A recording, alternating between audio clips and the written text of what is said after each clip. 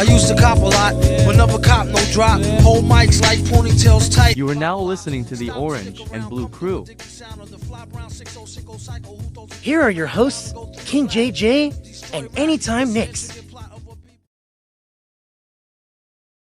Ladies and gentlemen, boys and girls, children of all ages, welcome back to another episode of the Orange and Blue Crew. I'm JJ. You might remember this guy. He was here the first 3 episodes. Welcome back, Jay from East New York. Anytime Knicks. Good to have you back, man. Yo, what's good, John, man? I'm here, man. What's good? Let's talk Knicks, man. Very excited to have you back on the show. Our boy Eddie Presti came in last week, and he did a very good job. We were happy to have him. We're happy to very much include more of you in the future. So that's always a good sign because Knicks Twitter, Knicks whatever you want to call it, we're a family, and we always will be. And there is no bond that is stronger than the Knicks fans. So without further ado, let's get this party started. Although, unfortunately, it definitely was not a party on Thursday night. Knicks battled a tough, gritty Golden State Warriors team. It did not go the way we wanted it to. Knicks couldn't buy a bucket as they fell 110-99. Give us your thoughts on this game. Hey, man. It's a little frustrating to see your team lose as much as we've been losing. I think we're like 2-11 since the trade or something like that. Like, it's been really bad. Alec Burks, man. We just been. We're not gonna put it all on Alec Burks. Let's not do that because the truth of the matter is, I'm not he's staged, playing so I'm above not his do means. Yeah, he's playing above his means, brother. It's not one specific player. It's a whole bunch of. It's a clusterfuck of things, man. Pardon my language. But right now, the Knicks are just hobbled, man, and teams are picking us apart. And the guys are just not. We don't have enough right now, and that's okay because we're getting healthy. But it's hard to sit here and not be a little bit optimistic because I do feel like we're gonna get a lot better as guys start coming back healthy. And once we start getting guys like OG back, Randall along the pipeline, and eventually Mitch, I think that this team is going to start gelling in a way that people may not foresee. Right now, a lot of people on the timeline, social media, Twitter, they feel like the Knicks are kind of spiraling. And, They're freaking I out. understand, They're but freaking I out a don't bit. feel like that. I think that we're just in a transitional phase, man, and we just got to get healthy. And I think we're going to gel pretty quickly once we get our main guys back because you look at most of our losses, it comes from things that we can remedy. A shooter, a lockdown defender, a guy that can draw double teams to keep guys off of Brunson. Man, like we're not that far off. Yeah. I mean, let's be honest here. There's nothing to be. I can get the frustration. I can get the anger. I can get, people are getting upset because the Knicks at one point were the hottest team in basketball. Now we're one of the coldest teams in basketball. But unfortunately, that's the way things are, especially when you're as banged up as the Knicks were. When the Knicks were on that, what was it, 9-game win streak? Something like that? 9-game win streak? They went like Yeah, 9 and man, 12. we won 9 straight. We were really Yeah, healthy. we started losing. We were only banged up for like 2 of those 9 games. So you can't really blame the losses on the actual Knicks. You can, but you also have to remember how banged up this team is and how I can get it's frustrating. You can complain all you want about it, but unfortunately, until the Knicks get healthy, I don't know where this team goes until this Hey, team gets man, the healthy. truth of the matter is we're missing two of our stars. We're missing Julius Randle, who is our versatile big that can pretty much go and get a bucket. He can facilitate, can play in the post, rebound. He's going to defend your team's second best player. And I think that that's what we're seeing right now. We don't have our point attack. We don't have our main guys. We don't have OG, who's our point of attack defender. And I think that's why if we have an OG for this Warriors game, I think we look totally different, and I think that that's enough to pull it out from a defensive standpoint.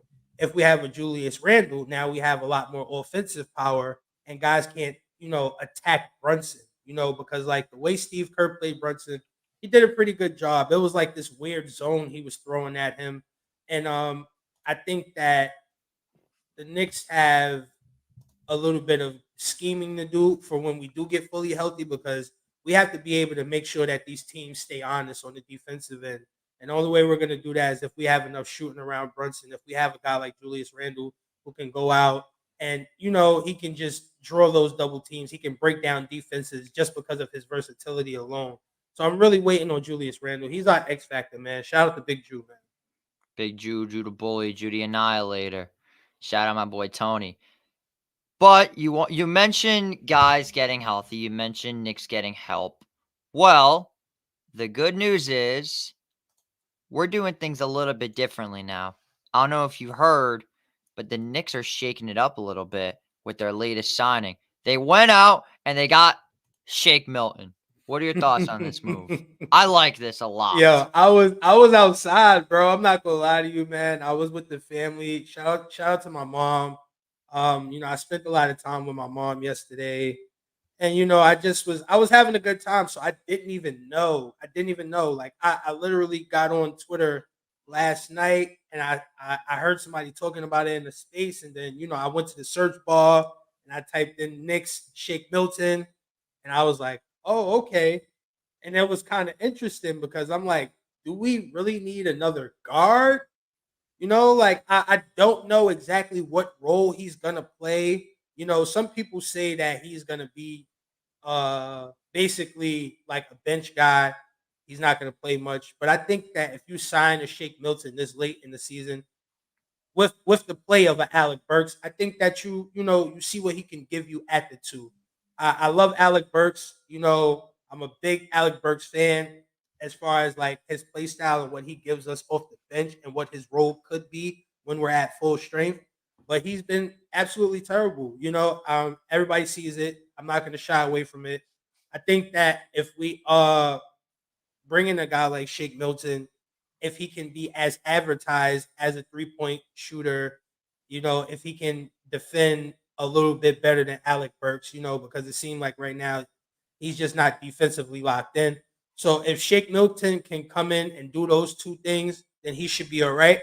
But by no means should this signing bring any less minutes from Deuce. I think I we need agree. Deuce. I think that Deuce is our main asset as far as the bench youth. I feel like you should invest in him and you should give him that confidence that we're gonna play you and you don't have to worry about this new guy coming in and taking your minutes. And we kind of already seen that happen with Alec Burks. I'm just not a fan of it. So, I don't want to see Deuce's minutes diminish because AB is technically our backup point guard. And I just don't know how a Shake Milton and AB back front court will look. Yeah, I agree. Now, the only issue I have is that there are people that are talking about who should be this team's backup point guard. I'm fully on the Deuce McBride train. I'm not 100% with Alec Burks, but that's a debate for another time because you could get into that for hours, especially between you and State, and that's something that I definitely do not want to see.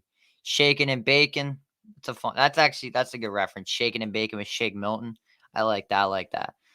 But we were mentioning Nick's getting healthy. We mentioned this guy a few times already today, but it's time to get back to it. We are so goddamn desperate for these guys to come back, and I don't think there's somebody on this team that has a bigger impact than our boy OG Anunoby. Now, from the latest I've been hearing, I've been taking a look at the Knicks injury report. I've been checking it every single day. It seems that OG Anunoby is going to be back by March 19th or March 20th, something like that. I don't know if you heard about that. He was recently cleared for non-contact activities, so that was pretty good. So Yeah. that means shoot arounds, potentially free throw shooting. So the good news is he's back up on his feet. He's back in the gym. He's getting the shots up, and that's exactly what he needs to do. And I think when he does come back, since that was from February 29th, I think there's a much better shot we see this man in the middle of March. We're not going to see him for a while, but I wouldn't really be too concerned. Knicks are nice. Salute the panel. Shake Milton. Yes, sir. I appreciate the love. Anyway, back to the OG thing. I think the biggest concern I have with OG is this guy has to stay healthy. This guy cannot go down again. He has to be 100%. And I'm not willing to bring him back until he's at least 95 to 96%. That's my take on OG. Well, first of all, shout out to OG Ananobi. I definitely think that he's very important to us offensively and defensively, but more so on the defensive end. Uh, you know, I'm not familiar with this injury. I don't know if this is more of a baseball injury, but elbowitis is something that I'm not too familiar with. And from what I hear, the surgery was more of a cleanup. It wasn't a full on surgery, like so. To me, that sounds like something that he'll be okay, as long as he's not putting too much stress on his arms. The fact that he's doing non contact, that's pretty good. Those are all good signs, man. Shout out to OG. I just want to see him get healthy and we start getting our guys back because we need to start building the repetitions and the chemistry, man. It's important. And defensively, we just have not been that great. And we need OG. We need him because he's the most versatile defender the Knicks have since the day they traded for him. Yeah, and I still will never forget that trade. RJ Barrett, Emmanuel Quickly for OG. I was skeptical at first, but then I found out we got Precious and I was feeling a little bit better. It's because I wasn't upset about RJ. I was upset about Quickly because I really liked IQ. But then I looked into the bigger picture. I saw IQ was going to be a free agent and that he was looking for a big time contract. And the Knicks couldn't afford to give him that major contract because they had other guys to sign. Like they had to give Hart was taking up a big amount of money. And now you've got Brunson on a 25 a year. Randall still got a big contract, which is, I think, the sole reason the Knicks haven't traded Randall is because of that man's contract. Nobody in the league is willing to take up on that contract. Well, when he comes back, the whole league would be wanting Julius Randle when they see how important this guy is to this Knicks organization. And you've came out with apologies about Precious Achua. I've came out with apologies about Julius Randle. You admit your rights and you admit your wrongs. That's basically what it's like being a Knicks fan. Now, I've been asked this question many times, and I feel like this could be a very good conversation because there's a lot of skeptical people out there. There's a lot of angry Knicks fans out there because they're tired of answering these questions. But I don't even know why this is a debate with the record we have. But are the Knicks legit? That's something that needs to be answered. The current state of this Knicks team, I don't really think they're that legit. This current state of the team, the way they're up right now. Okay, so at full strength, this team is as versatile and deep enough to beat any team in the Eastern Conference. I That's agree. including the Boston Celtics. I agree. Yeah. At full strength, and honestly, I'm just gonna put it on the coach. If Tom Thibodeau can find a 9 to 10 man rotation that is really, really strong with all of these new additions since the AB and Boyan trade, we could be unstoppable, man. When I think about it like this, you put a guy like Julius Randle back in the lineup, a guy like OG Ananobi back in the lineup. There you go, right there with your two main, your point of attack defender and your live wire on the offensive end.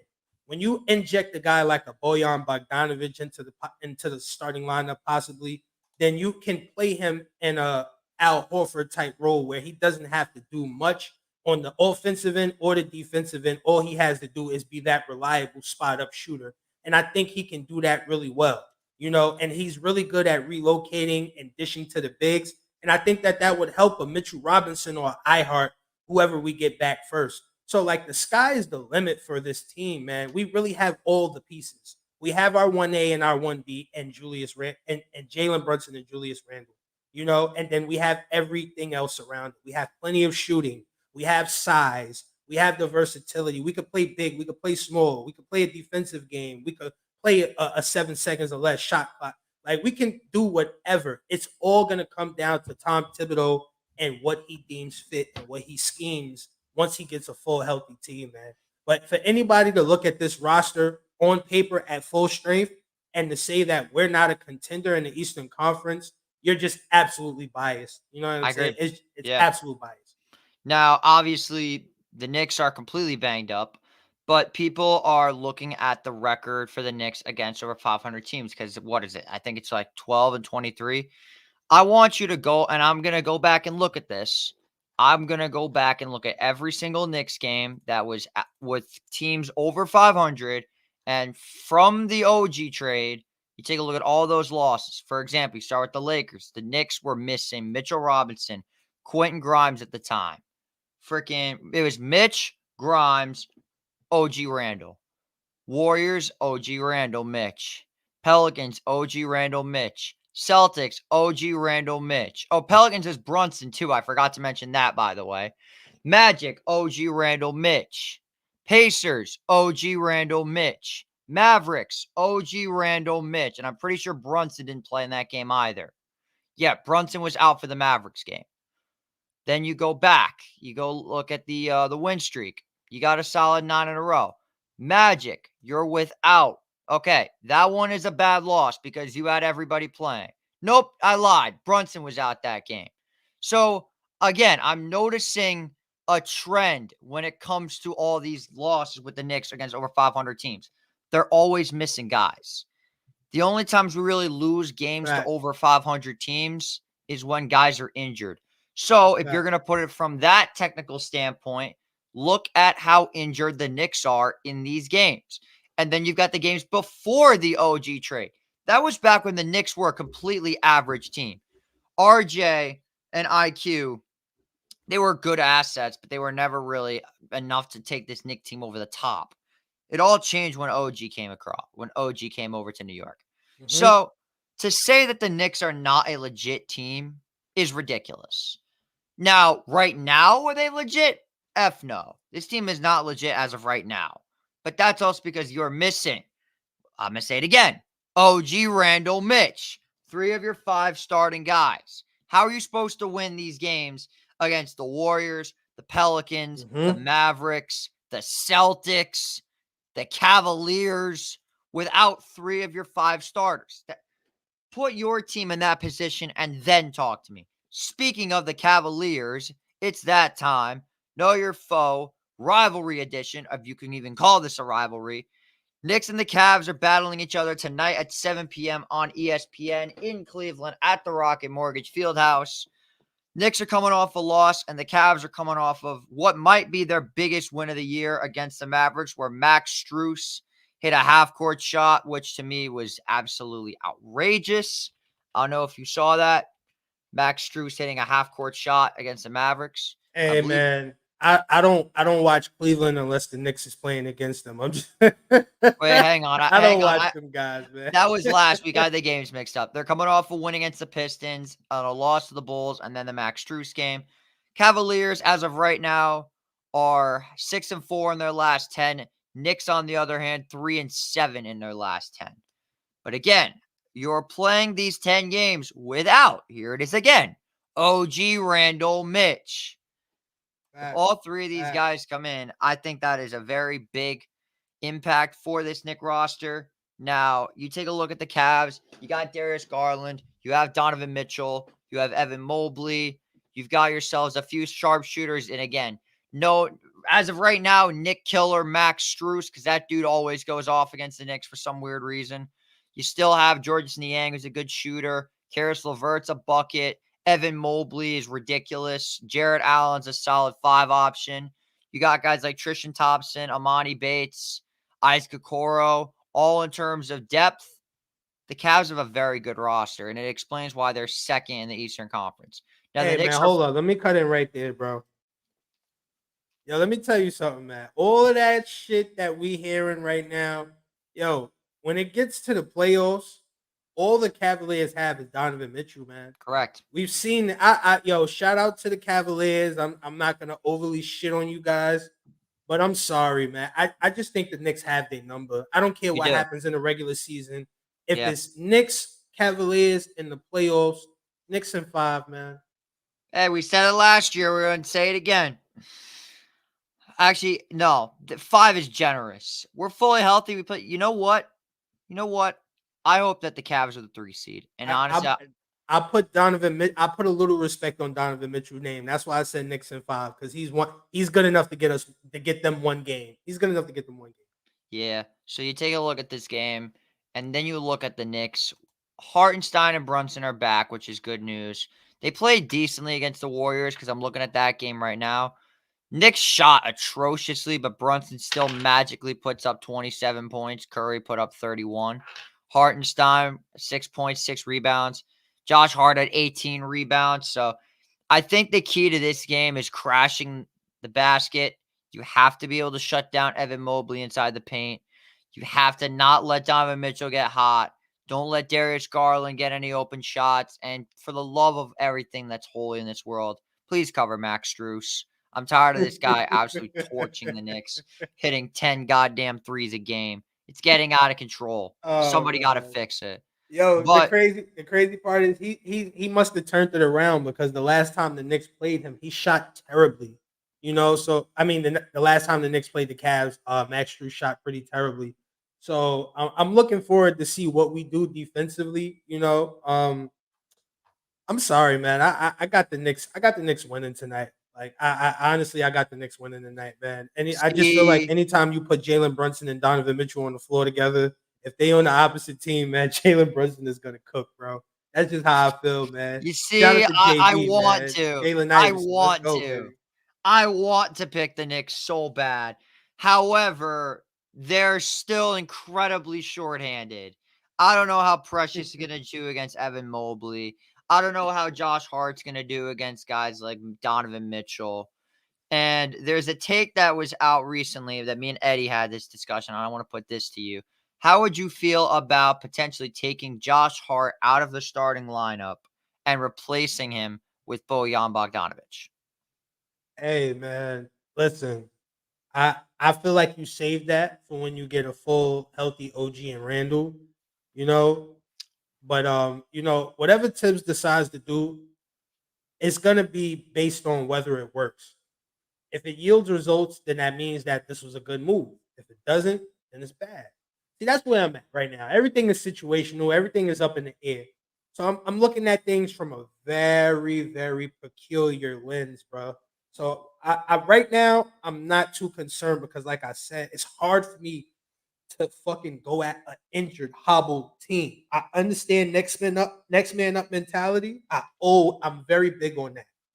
But when you're fucking playing your backups back, you know what I'm saying? Like that's how bare we are at points in the game when the backup is being played. That's The where we're backup, at. backup. So I'm not about to fucking go crazy. You know what I'm saying? I'm very optimistic for this Knicks team, man.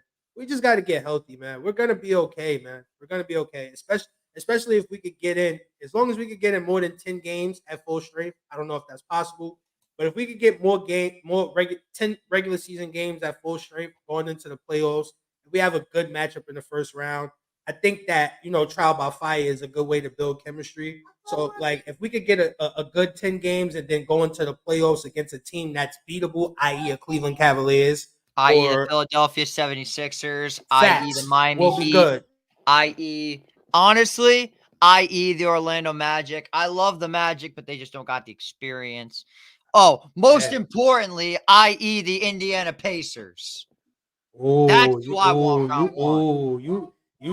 you talking how I like right now, yo. I Man, I ain't want gonna lie, the man. I Pacers. was high on Halliburton. I still like him. I was one of those guys that believed the Knicks should have drafted him over Obi Toppin. You know, like I really like Halliburton, but he's not a Knick. It is what it is. If we see them in the playoffs, it's fuck them. You know what I'm Pack him saying? up. Knicks and Pack him 6. up.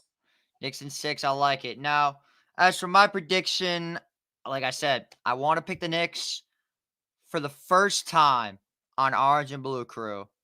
I'm fading the Knicks. I'm going Cavaliers 107 to 100 against the Knicks.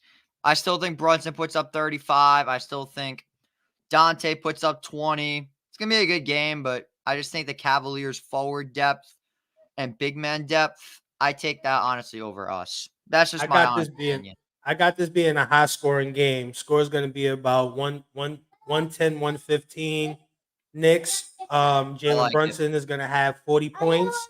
Dante DiVincenzo is going to drop 25. We're going to get a big game from Precious Achua. Your Deuce is going to boy. come off the bench, Your give us boy. 8, 9 points, man. This is going to be a fantastic win. How much for Alec Burks? 5 points, 3 rebounds for Alec 5 Burks. points for Alec Burks. Give me 15 for Bojan Bogdanovic. 15 for Bojan. I think he plays well, and I think we see another 10-plus boards out of Isaiah Hartenstein. So, yeah, I'm feeling somewhat optimistic. Obviously, I want the Knicks to win this game because we need to beat the Cavs. We need some winning against the top sub 500 team, something like that. So this is a very important game for us, and I hope the Knicks take this one all the way. With that being said, that's going to do it for our next episode of the Orange and Blue Crew. Jay, it was a pleasure having you back, man. Facts, man. I'm definitely locked in, man. Yo, I ain't gonna lie, I've been outside, y'all. Forgive me. Yo, JJ is such a hardworking kid, man. Yo, he's blowing my phone up. He's like, Jay, where you at? What are you doing? We're supposed to be doing the show. And, unfortunately, my goddaughter was over. I was supposed to be doing some things with my mom and stuff. So, outside of Anytime Knicks and Jay from East New York, man, it's a whole big family, and sometimes we come together. So, I hope you guys, for the people the fans that we do have, excuse me, man. I was just, doing a little bit of family vibes and stuff. It man. is okay. My wife just walked in the door, so I'm glad we ended now so I can love on her, man. Beautiful. It's, family time. It's family time. The weekend family is is everything. Most time everything. with my family, man. And Nick's But Twitter is my family too, baby. You already know. Yes, sir. And Nick's Twitter is so strong. If you do have to miss an episode, I'm sure I could find somebody. Nick's Twitter. That's a fact. That's a fact, yo. It's so many supporters, man. Like, outside of just me, like there's a community of Knicks fans, and we all build and create off of each other, man. And just look at it, the Knicks Twitter trials, man. That was so organic. That was some of the funniest stuff I've ever some seen on Twitter. Some of the best shit, man. And it's starting to restore the feeling. I see a couple of people saying like, yo, this might bring Twitter back. Like, you know what I'm saying? Like, it's starting to get a good feeling, man. So shout out to everybody involved, man. We could be sitting on our laurels, complaining, crying, because the Knicks are pretty terrible at the moment. But we coping, man. We understand what's going on, man. And I think we should pat ourselves on the back as a fan base, man, for not being overly toxic during these trying times. I think everyone pretty much understands, like, we got to get healthy, man. And until we get healthy, you got to kind of, you can't judge this team as harshly. You can still talk about it and you can still voice your frustrations, but you have to put an asterisk next to it because asterisk. That's a great way to put it. Yes, man. Yes. Well, anyway, that's gonna do it for our episode. It was great seeing you guys again. I'm JJ Seggs. He's Jay from East New York. Anytime Knicks, you can find him Wednesdays, 10 a.m. 10 a.m. Yep. Wednesday morning, 10 a.m. We always rocking out, man. We're gonna do it, man. Yep. Well, we're signing off. In the room. Have a great day.